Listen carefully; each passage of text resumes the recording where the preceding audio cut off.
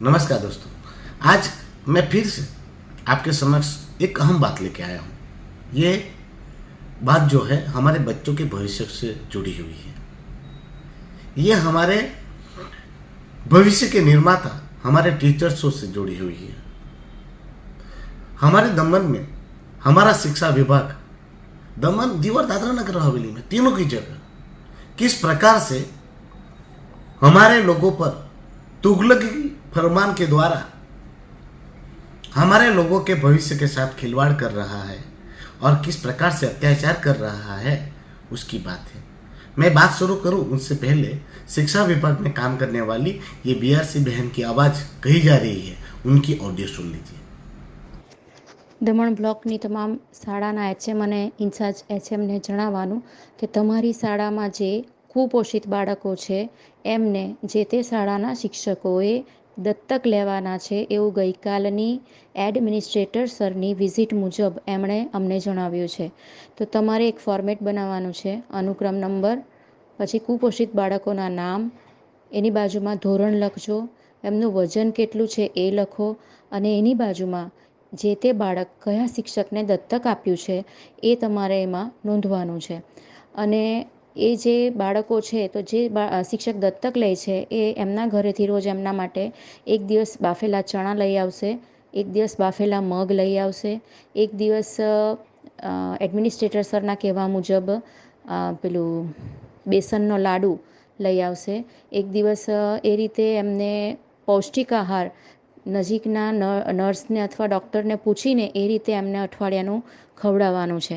અને તમે તમારી એક બુકમાં નોંધ પણ રાખજો કે તમે બાળકોને શું ખવડાવો છો, કયા દિવસે શું ખવડાવ્યું તે, અને એ બાળકનું શું કહેવાય આપણી સામે જ એમને ખવડાવવાનું કે મારી સામે જ ખાઈ જા બેટા, એવી રીતે ખવડાવવા માટે તમને કીધું છે. જે શાળામાં બાળક ઓછા હોય તો એ શાળામાં એ રીતે તમે નોંધો, બાળકો વધારે હોય તો એક શિક્ષકના માથે 2 બાળકો આવશે, એવી રીતે જરૂરી નોંધ કરી તમારા सीआरसी ने फॉर्मेट मोकलो.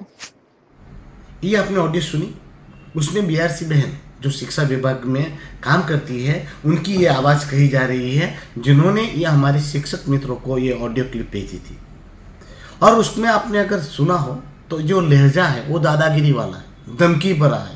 और उनका कहना है कि प्रशासक प्रफुल्ल भाई पटेल जी 2 दिन के दौरे पे आए थे जब स्कूलों के, तब उन्होंने पाया था कि हमारे स्कूलों में कुपोषित बच्चे हैं।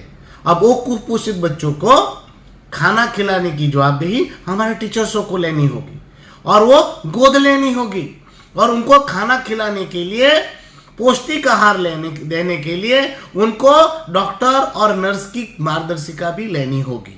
और उनके हिसाब से प्रफुल्ल भाई ने कहा है कि एक दिन बॉयल चना खिलाओ, एक दिन बॉयल मग ले आओ और लड्डू बेसन के बना के लाओ। ऐसे ऐसे हर रोज आप अलग अलग खुराक बना के घर से ले आओ और बच्चों को सामने बिठा के बेटा खा ले करके खिलाओ। अब मैं ये पूछना चाहता हूँ हमारे शिक्षा विभाग से, क्या टीचर्सों का यही काम है? वो पढ़ाई लिखाई छुड़वा कर और वो सिर्फ और सिर्फ अब खाना बना के लाएंगे, बच्चों को खिलाएंगे, ये काम करेंगे? टीचर्स बेचारा क्या क्या करेगा? क्या करेगा? चुनाव प्रक्रिया की सारी कामगिरियों में प्रशासन का काम करेगा, अलग अलग सर्वे का काम करेगा, हाँ, महामारियों में घर घर जाके अपनी जान को दाव पे लगाएगा, हाँ, फिर क्या करेगा? फिर प्रशासन के कार्यक्रमों में हाथ बटाएगा और प्रशासन के कार्यक्रमों के लिए भीड़ इकट्ठी करेगा। मोदी जी आए, अमित शाह जी आए या कोई भी आए तो उनके लिए भीड़ बनकर वो रास्ते में खड़ा रहेगा। ये काम है प्रशासन हमारे टीचर्स से करवाएगा? हमारे दमन दीव में और दादरा नगर हवेली में 40% शिक्षकों की कमी है और 90% स्कूलों में प्रिंसिपल, हेडमास्टर नहीं है, इंचार्ज से काम चलाया जा रहा है। तो इस शिक्षा का स्तर सुधारने की जगह अब खाने के वानगियां बनाकर बच्चों को खिलाएगा। तो मैं ये पूछना चाहता हूँ माननीय प्रशासक प्रफुल्ल भाई पटेल जी से, जो आपने कहा था अक्षय पात्रा नाम की एजेंसी लाए थे मिड डे मील का खाना खिलाने के लिए, स्कूलों में सप्लाई करने के लिए, और आपने डींगे हाँकते हुए कहा था अक्षय पात्रा नाम की एजेंसी जो है वो मैं अपने गांव से लाया हूं, अपने प्रांत से लाया हूं, और वो ऐसा खाना बनाती है, ऐसा पौष्टिक आहार देती है, तो कहां गया वो पोषण युक्त आहार? क्यों बच्चे कुपोषित हो रहे हैं? लाखों करोड़ों रुपये देने के बाद आज आप ये कह रहे हैं कि बच्चे कुपोषित है, तो उसको खाना अब टीचर्स खिलाएंगे, अब उनके टीचर्सों की जवाबदेही है। हाँ? तो आपकी एजेंसी क्या करेगी? करोड़ों रुपए लेकर, हाँ, वो माला माल बनेगी, और उनके द्वारा पोषण युक्त खाना न मिलने पर कुपोषित हुए बच्चों को अब पोषण युक्त खाना टीचर्स देंगे। शर्म है कि नहीं है? ये बार बार दमन में क्यों हो रहा है? प्रशासक प्रफुल्ल भाई अच्छे अच्छे स्कीम लेके आते हैं। पहले ये अक्षय पात्रा नाम की एजेंसी लाई, वो खाना जरूर सप्लाई करेगी, पैसा भी लेगी, मगर पोषण युक्त खाना ना मिलने पर कुपोषित बच्चों को खाना दमन के शिक्षक और दमन की जनता खिलाएगी। हाँ, वो जवाबदेही सामान्य लोगों की और टीचर्सों की हो जाएगी। यहां पंचायतों के कचरे साफ करने का काम पंचायतों से लेकर एजेंसी को, प्राइवेट को दे दिया, जिसका हर एक घर से अलग अलग से, हर घर से पैसा निकाला जा रहा है। पंचायतों से व्हीकल भी ले लिए गए, ट्रैक्टर वैक्टर सब कुछ ले लिया गया।